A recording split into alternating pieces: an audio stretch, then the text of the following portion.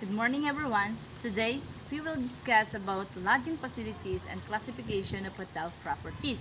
When we say hotel and other lodging facilities, these are the commercial establishments that offer lodging especially to the travelers or tourists or even the residents of the place where the hotel and other facilities being built.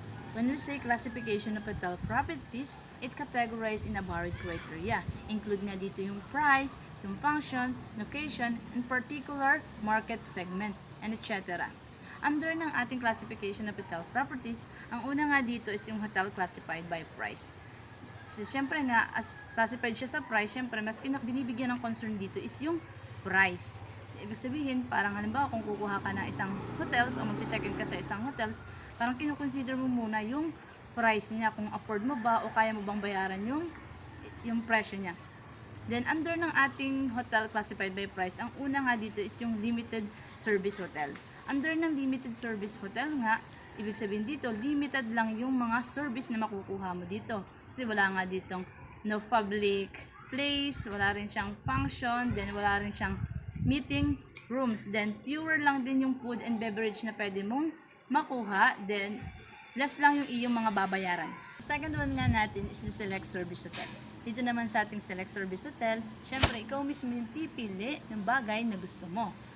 At dito rin sa ating select service hotel, meron tayong full service. Ibig sabihin, mag-expect ka ng customer service. Syempre, dahil nga siya is nighty, ibig sabihin, naaangkop sa gusto mo yung hotel na to.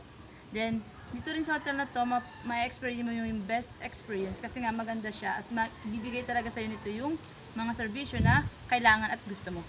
Then, yung ganitong nga rin klase ng hotel is tinatawag din ng fastest growing kasi nga, one of their marketing strategy is yung best appeal nila, yung kanilang properties appeal. Then, sa ganito rin klase ng hotel, na-manage mo yung expenses mo since ikaw yung pumipili o nagsaselect ng mga gusto mo o yung mga pangailangan mo. The third one is the full service hotel. Under nga ng ating full service hotel, we have a wide range of facilities and amenities. So, ibig sabihin, sa ganitong klase ng hotel, hindi ka lang pumunta para matulog, kundi may enjoy mo din yung kanilang mga amenities. Then, meron din silang mga public places, yung mga meeting rooms, and function. Then, dito rin is meron silang isang facilities kung saan nandun yung mga food and beverage. Sabi nga noong daw 2012, ang ganitong klase ng hotel is nag-rate siya ng $155.82. Then, madalas daw sa ganitong klase din ng hotels, ang mga tumutuloy o yung mga pumupunta is yung mga business traveler o yung mga leisure traveler. Kasi nga, ang mga business traveler, syempre, mga busy sila. So, once na nagkaroon sila ng vacation, good sa kanila tong mga full service hotel. Kasi nga, para ma-experience din nila kung paano ba pag-servisyohan ng buong buo. The last one among the hotels classification by price is the luxury hotels. From its word luxury, ibig sabihin pricey, then nasa high class ka din pagdating sa ganitong klase. Then, sabi dito sa classification ng hotels, nagre-range daw yung kanyang guest room into 150 to 500. Then, tinatawag din to na top price category. Then, meron din silang mga recreational facilities which you can enjoy their sites. Then, sa ganitong klase din ng hotel, meron silang full room service. Ibig sabihin, kapag halimbawa tutulog ka na, ibibigay din nila yung serbisyo na dapat mong makamit. And since luxury nga siya, o mahal siya, syempre, ibibigay nila yung full service na dapat mong makamit. Sa ganito rin klase ng hotel, syempre, unique dito kasi madalas, pag pumasok ka sa ganitong klase ng hotel, makikita mo kung gaano kaganda yung kanilang hotel. Madalas, makakakita ka dito ng mga malalaking mga chandelier o yung mga mamahaling mga gamit. Then, andun din yung magandang service pagdating sa mga pagkain. Parang kapag once na kumain ka dito, makikita mo na parang nasa fine dining restaurant ka na. Good day! I'm J.R. Pilinjana, BSHM Block 3. Hotels classified by function. Convention hotels. Convention hotels are large with 500 or more guest rooms. The average size of convention hotels in 2012 was 780 rooms. These properties offer extensive meeting and function space, typically including large ballrooms and even exhibition areas. Food and beverage operation tend to be extensive, with several restaurants and lounges, banquet facilities, and room service. Convention hotels are often in close proximity to convention centers and other convention hotels, providing facilities for citywide conventions and trade show. Commercial hotels. Commercial hotels in comparison to convention hotels are smaller with 100 to 500 guest rooms. There is less public space, smaller meeting and function space, fewer food and beverage outlets, and limited recreational amenities. Many of these hotels tend to be located in downtown areas. Downtown properties have many advantages. They are near the large office complexes and retail store. By day, they are near business destination. By night, they are close to many of large cities' entertainment centers. Many well-located older downtown properties have been remodeled to include necessary facilities.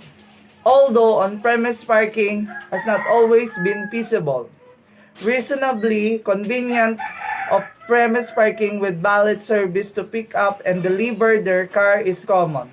Thus, nearly all first-class downtown properties are reasonably auto-friendly.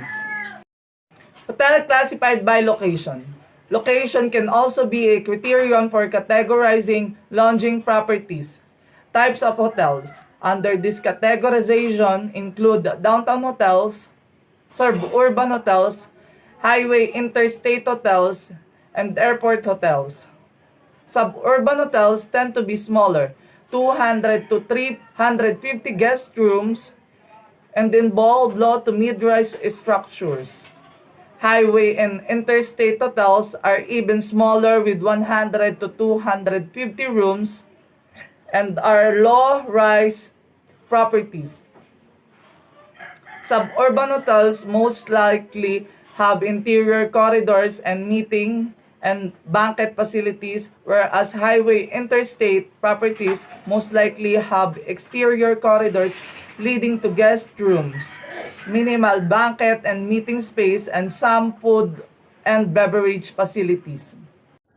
The fourth classification of hotel is the classification by market segment. Dito naman sa ganitong klase ng hotels, dinidivide yung individual into a group base kung saan binabase sa kanilang karakteristik. Kasi hindi naman lahat ng ating customer o ng ating guest is magkakatulad ng behavior. Kasi may mga customer tayo na ang gusto, halimbawa is, for example, pupunta sila sa isang hotel, gusto rin nila na yung hotel is may swimming pool, o yung iba naman, yung gusto nila yung hotel is may mga casino o may mga gaming.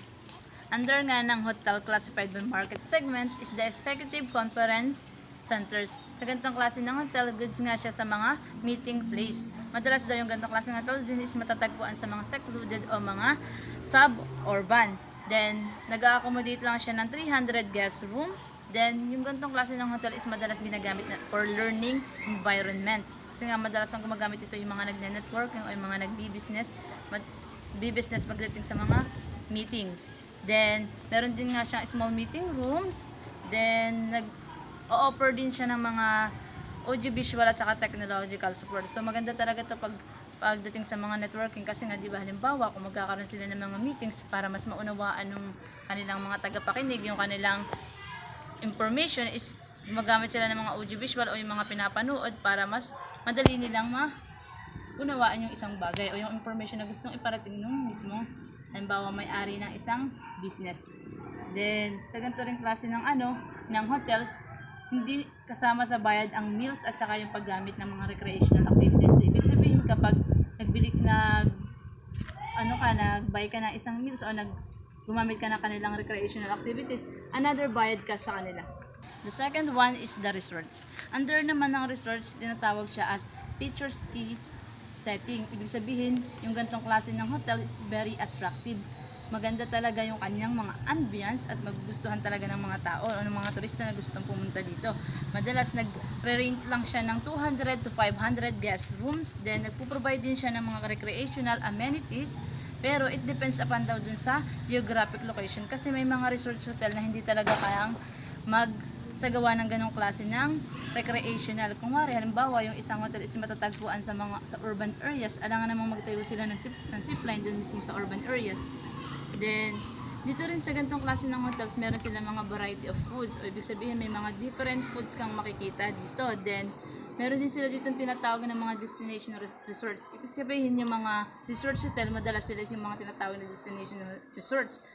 At ang isa nga sa mga example ng mga destination resorts ay yung matatagpuan natin sa Las Vegas. Pag nakita niyo yung isa sa mga resort ng Las Vegas, yung isang resort na napakasimple lamang, yung parang meron siyang pinagdugtong-dugtong ng mga kubo na pagdating sa pinakandulo is naka-shape siya na heart. Tapos sobrang simple lang niya, para lang siya nasa gitna ng dagat, then very cool lang siyang tingnan. The third one is the casino hotel. From its word, casino, ibig sabihin nag-o-offer sila ng mga gaming. And one of the major revenue nga nila is a gaming operation. Siyempre, dahil hotel sila, hindi lang sila nag-o-offer ng gaming. Nag-o-offer din sila ng mga room kung saan pwedeng mag-stay yung ating mga customer o yung ating guest. And isa nga sa mga kilala ko na hotel na matatagpuan sa ibang bansa ay yung Plaza. Pag nakita nyo siya, siya is mataas na building na nakalagay sa pinakang tuklok is word na Plaza. Then dito sa ating bansa, ang ilan sa mga hotel na nag-o-offer ng gantong klase ng hotel, ng casino hotel, ay yung ating Okada at saka yung Sodor.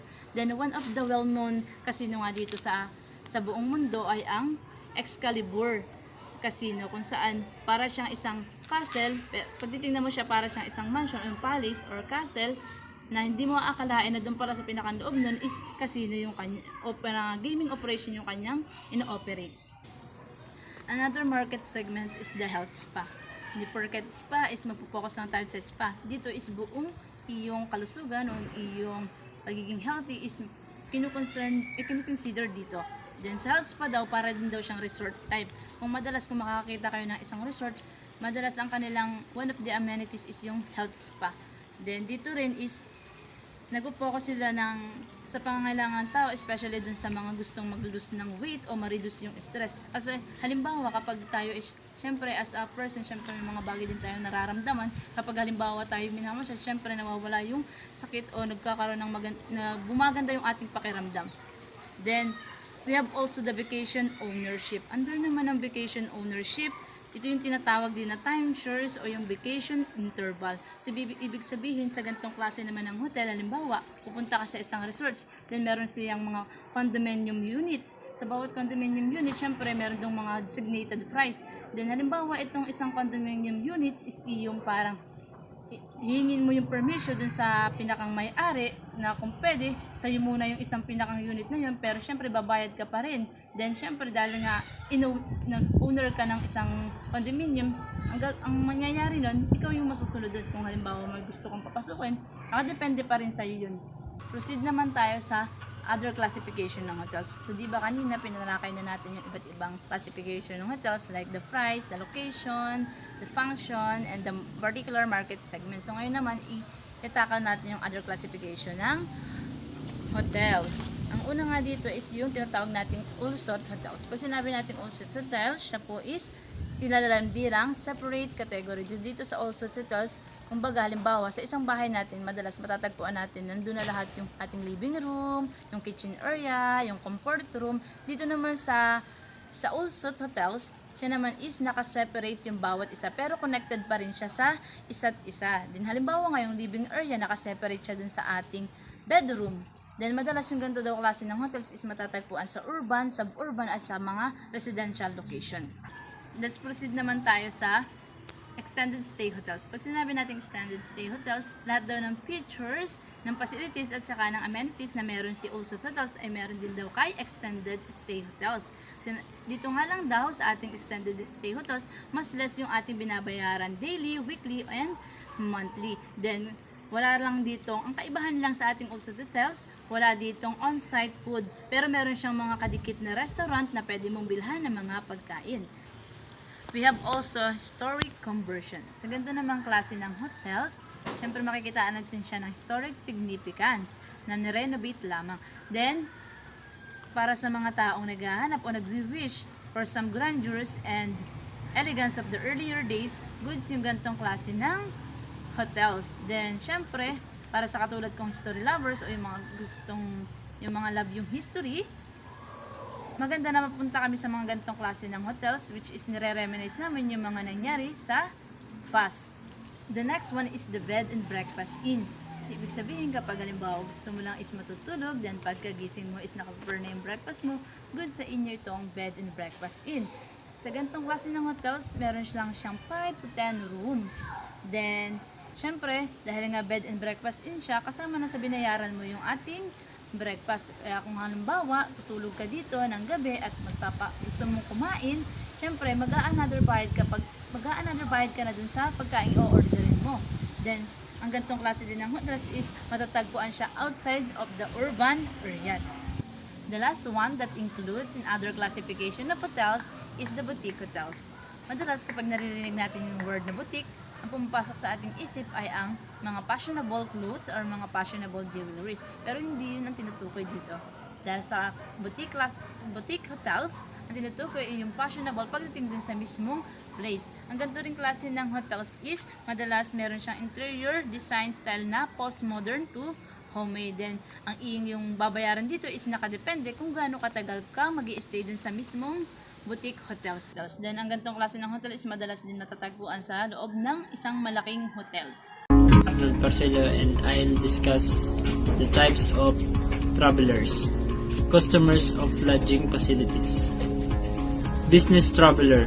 Business travelers can be further characterized according to more specific profiles. The market segments of corporate travel and associations travel offer a number of distinctions. The corporate market segments consist of for-profit companies and therefore may have more money to spend compared to non-profit or the other business segments. The corporate market segments tends to pay higher rates with the expectation of quality service and facilities. Other segments. Another market segments for most lodging properties consists of SMERF business, so-called because it originates from 5 primary sources: social, military, educational, religious, and fraternal. Some of this business is leisure based on social categories includes wedding, proms, and fundraisers. For example, while the fraternal category includes fraternity and sorority related events, the sub-segments are more business-based, such as military, educational, and perhaps religious. A characteristic common to 5 components is the SMERF customers to look lower rates compared to corporate and association segments. Next is international travelers. As the global economy expands, increased number of people travel internationally. In 2012, a record 58 million people traveled from abroad to the United States, a 4% increase in travel over 2011. From the world itself, international travelers, they travel outside their own countries.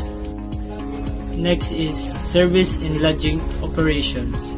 Whether a limited service economy hotel property or one in the upper echelons of the luxury segments, each and every lodging establishment has the opportunity to deliver a quality service. Quality service is a service that consistently meets and exceeds customers' expectations.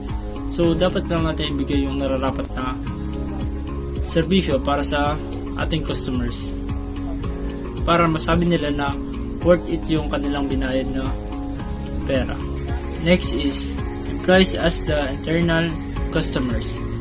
For many hotel companies, a positive workplace is a fundamental aspect of the organizational culture.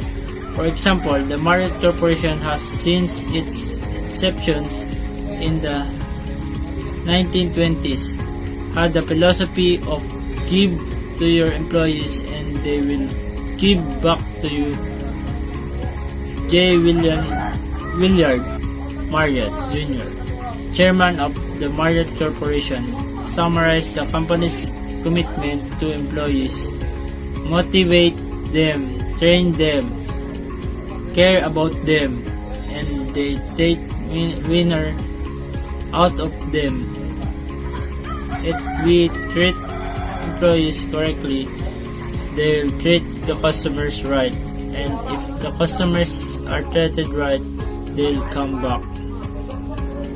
So, ibig sabihin lang nun, tratuhin mo ng mabuti yung iyong tauhan para tratuhin nila yung customers natin na ng mabuti rin. At pag ginawa natin yun, ang mga customers natin na mawili na bumalik sa ating establishment or sa ating hotel. Major functional departments. Hotel properties range in size from small to huge. Although large properties such as Hilton Chicago Hotel or the Tower Suites at Wynn Las Vegas catch the public's imagination, the majority of properties in the United States have under 300 rooms. Because most students will gain their work experience in this kind of property. The examples in this chapter assume a hotel in the 100 to 300 rooms range.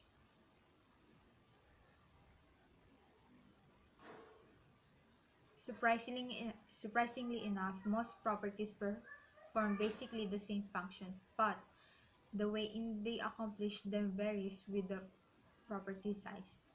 When there are significant variations in routine practices in larger properties, we can note them. Our emphasis, however, is on the similarities found throughout the commonly found hotel business rather than on the variation. A large property may employ a general manager under whom a hotel manager or resident manager assumes responsibility for day-to-day operations. There is often a rooms director who supervises the departments that make up the rooms division, and a food and beverage director who oversees the departments in that division. Other key members of the management team or executive committee of a large hotel include a director of sales and marketing, controller, director of human resources, and the chief of engineer. Many hotels also include the executive chef, executive housekeeper, and director of catering as part of the management team. In the 100-unit inn, the general manager may be responsible with an executive housekeeper and perhaps a front office manager or supervisor for running the rooms departments and for supervising an assistant manager responsible for food and beverage if the property contains a restaurant. At one extreme, in the small property, the executive staff may consist of 2 or 3 persons supported by a few department heads or supervisors and key employees. A large property, however, requires a complex organization with several layers of authority. It is important to note that a small property may have functional areas, example, food production, beverage department or bar, dining room, stewarding, such as dish room, pot washing, and cleanup, and receiving in the food and beverage area, but no true department head.